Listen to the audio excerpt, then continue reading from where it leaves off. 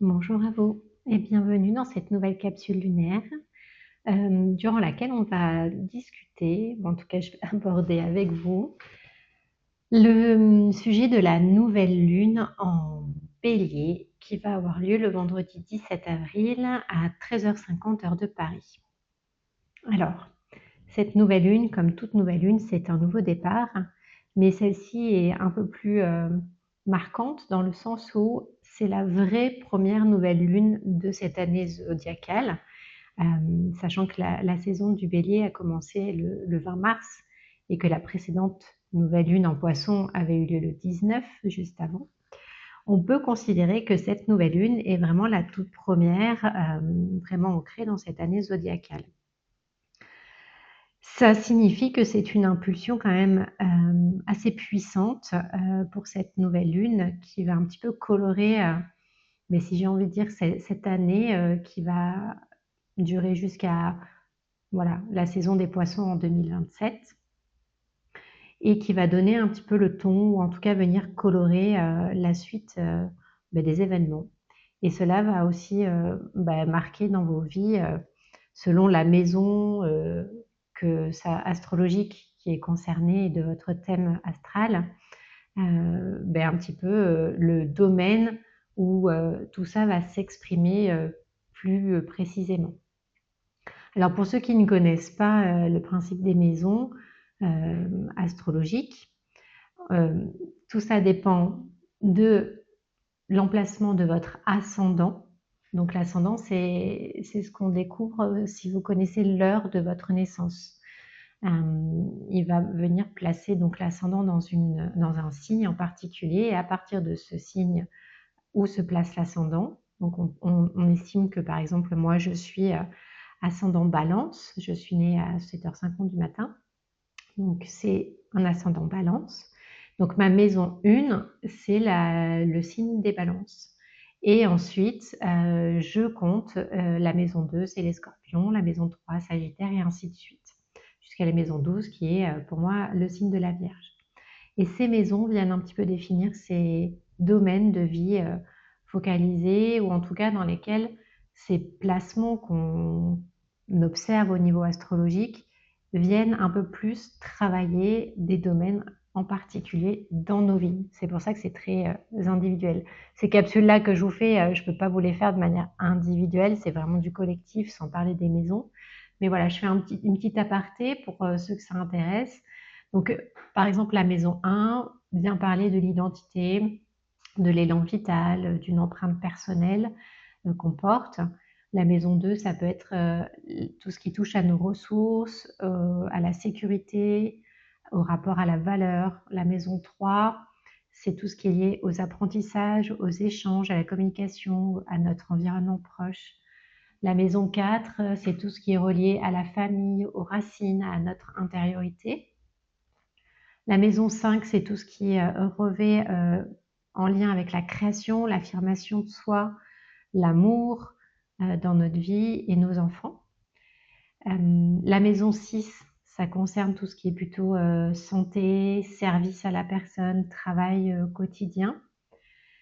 La maison 7, c'est tout ce qui est relié au partenariat, au contrat, à tout ce qu'on peut refléter dans l'espace social.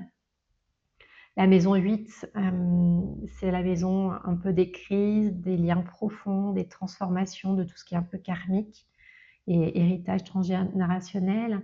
La maison 9, c'est la maison des études, des voyages, de tout ce qui est un petit peu projection à l'horizon, de tout ce qui fait sens dans nos vies. La maison 10 vient parler de notre vocation, de nos statuts et de notre façon de contribuer au monde. La maison 11, c'est tout ce qui est relié aux projets, aux réseaux et aux causes collectives. Et enfin, la maison 12, c'est tout ce qui est plutôt relié à la gestation, à les réparations, à tout ce qui se passe un peu en coulisses, en retrait dans nos vies. Donc voilà, j'ai balayé très, très rapidement pour ceux que ça intéresse. Sinon, j'espère que vous avez fait avancer sur la vidéo. Et je vais commencer donc à faire le lien avec ce que je viens de dire. Donc cette nouvelle lune qui a lieu en Bélier, elle est assez particulière dans le sens où il y a un stellium de 7 planètes dans ce signe du Bélier. Alors un stellium, je rappelle, il y en avait déjà eu un en début d'année. Là, en fait, c'est quand il y a un amas de planètes et d'astéroïdes dans un seul et même signe, au-delà de 3, 4, plutôt 4, au-dessus de 4. Et là, on en a 7. On a Neptune, Mercure, Mars, Saturne qui se trouvent au début du signe du Bélier. Et à la fin, on va avoir le Soleil, la Lune, qui sont en conjonction bien sûr parce que c'est une nouvelle lune, et Chiron, et le milieu du ciel. Alors, je reviendrai un petit peu en détail sur tout ça tout à l'heure, mais qu'est-ce que ça signifie? Parce que là, c'est bien beau, je vous dis un peu tout ça, mais qu'est-ce que ça veut dire? Alors, ce stellium, il va venir agir comme un projecteur, vraiment en focalisant l'énergie sur le domaine de vie dans votre thème astral qui se trouve en bélier, par exemple.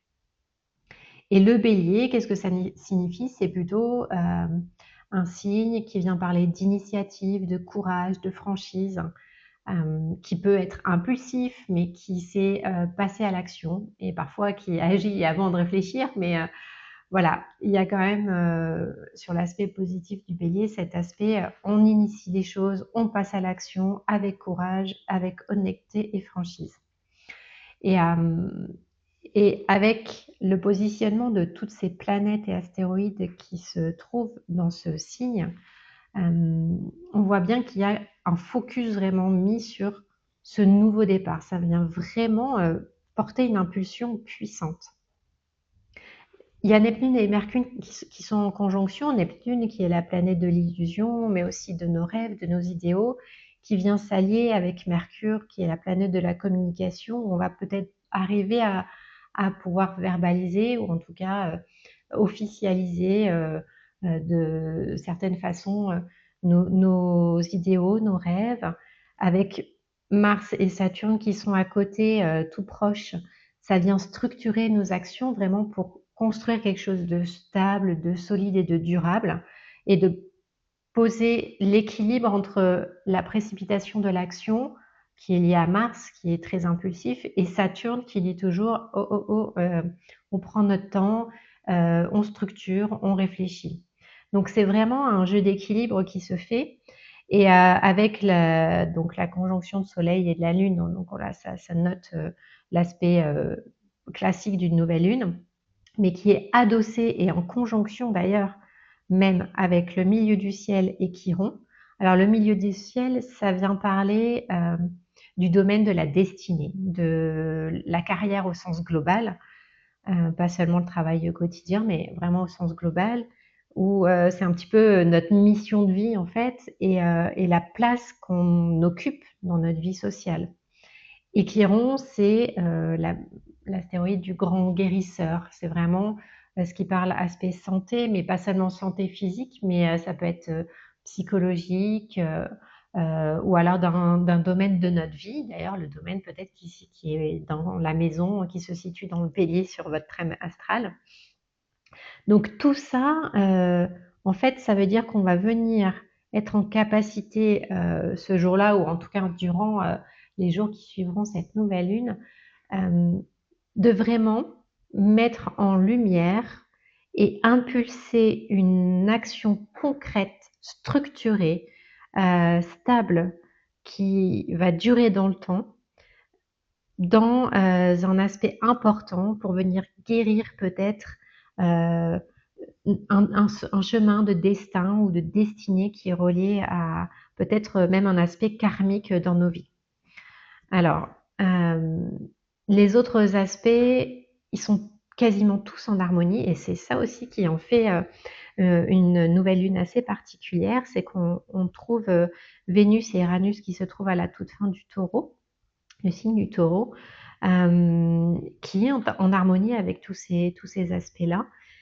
Également Jupiter en Cancer, où on rappelle que c'est voilà ce qui permet d'expanser tout ce qui est lié à l'émotionnel, à tout ce qui est relié aussi peut-être à notre foyer, à notre sécurité intérieure. Donc Vénus et Uranus en Taureau, ça vient parler des bonnes choses de la vie, des changements soudains pour améliorer peut-être aussi notre quotidien, apprécier plus facilement les choses qui nous entourent. Et il y a également Pluton en Verseau qui y est depuis déjà 2 ans, qui est également en harmonie dans tous ces aspects planétaires et qui vient vraiment dire qu'il y a un soutien. Si jamais il y a quelque chose qui se détruit, c'est vraiment parce que derrière, il y a quelque chose qui va se reconstruire de manière stable, durable et surtout alignée et vraiment plus profonde. Donc, petite juste point d'attention sur le fait que pour utiliser au mieux les énergies de cette nouvelle lune qui sont très positives, très porteuses, très puissantes, il faudra quand même porter une attention particulière sur les risques de précipitation ou de tomber dans des illusions ou alors des moments de surcharge ou encore d'impatience. Normalement, voilà, tout ça va s'équilibrer, il va y avoir une certaine oui, harmonie au niveau de ces placements astrologiques qui vont vraiment être porteurs sur ce que vous allez faire ce, ce, ce jour-là et les jours qui suivront. Voilà. Et d'ailleurs, on retrouve au niveau numérologique ouais, cette analyse hein, que je viens de faire au niveau astrologique et on voit bien que ça résonne toujours et ça vient confirmer ce que je viens déjà de vous expliquer au niveau astrologique. Alors au niveau numérologique, cette date du 17 avril 2026, donc sur le chiffre du jour 1 plus 7, ça fait 8. Donc le 8, c'est le chiffre qui parle d'abondance, de karma, de transformation, de puissance, d'autorité. Après, on retrouve le 4 du mois d'avril qui est le chiffre de la fondation, de tout ce qui est de la construction solide, concrète, dans la matière, euh, d'ordre, de persévérance et de toutes ces fondations et ces réalisations ancrées dans la matière. Et bien sûr, 2026, on est sur le chiffre 10 qui donne 1, qui est le nouveau départ, l'élan, la construction, l'initiation d'un nouveau cycle. Et donc, quand on additionne ce 8 plus 4 plus 10, on arrive à 22. Alors, je vais vous expliquer pourquoi je ne vais pas le réduire à 4. Enfin, on va le réduire à 4, mais on fait attention à ce nombre 22 parce qu'en fait, c'est un maître nombre en numérologie. Ça signifie que c'est un nombre qu'on identifie comme le maître bâtisseur. Il vient résonner donc l'aspect du 4 qui vient expliquer qu'on construit, qu'on met en place des fondations, mais là c'est un maître nombre dans l'aspect où il crée quelque chose qui dure. C'est vraiment il vient s'exprimer sur des projets de grande envergure. Le 2, en face du 2, c'est un peu cette double dualité, parce que le 2, normalement, c'est le chiffre de la dualité, et là, on le retrouve 2 et 2, ça vient équilibrer les forces, en fait. C'est un message vraiment d'équilibre et d'harmonie et de sagesse. Donc, c'est vraisemblablement la porte, en fait, à un succès, à un épanouissement qui est là, à notre portée, avec ce maître nombre 22 qui est ce maître bâtisseur. Donc, je vais conclure sur le fait que cette nouvelle lune, je ne sais pas si vous avez des projets à initier qui vous tiennent à cœur, que vous voulez vraiment voir perdurer et oui, perdurer dans le temps, avec des fondations solides, un rééquilibrage peut-être dans vos vies, dans un domaine de vie en particulier. Donc regardez peut-être quelle maison est concernée dans ce signe du bélier dans votre thème astral. Ça vous donnera déjà un premier indice hein, de là où ça peut s'exprimer. Et ensuite, voilà, mettez-vous en action, mais pas n'importe comment, vraiment avec lucidité euh, et surtout réflexion. Réflexion pour être en accord avec ce que vraiment l'élan de votre cœur a envie d'exprimer. C'est ce que signifie le courage du bélier Courage, c'est le cœur qui agit. Donc vraiment, c'est, je pense, une nouvelle lune très porteuse pour des choses que vous voulez construire dans votre vie, ou en tout cas, peut-être même officialiser un changement peut-être de place ou de statut dans vos vies. Je ne sais pas comment ça s'exprimera pour vous, mais en tout cas, moi, je sais que j'ai choisi cette date personnellement pour un événement très particulier et très symbolique dans ma vie de famille. Et je suis vraiment très heureuse de pouvoir faire cet événement ce jour-là, où vraiment ces énergies sont pour moi extrêmement positives et porteuses, et venir ouvrir cette nouvelle porte, ce nouveau cycle vraiment, je pense, de 2026 qui commence maintenant à partir de cette nouvelle lune du 17 avril, vraiment concrètement dans la matière. C'est le premier élan, la première action qu'on entame et qui va venir porter ses fruits pour du long terme. Donc voilà, bah écoutez, je vous remercie de m'avoir écouté. J'espère que cette capsule lunaire vous aura parlé. N'hésitez pas à me dire en commentaire si vous avez été voir quelle maison astrologique est concernée dans votre thème astral, ou surtout comment vous avez vécu cette nouvelle lune. Est-ce que pour vous aussi c'est un moment assez particulier dans vos vies, et je serai heureuse de lire vos commentaires et d'y répondre. En attendant, je vous dis à très bientôt dans une prochaine vidéo.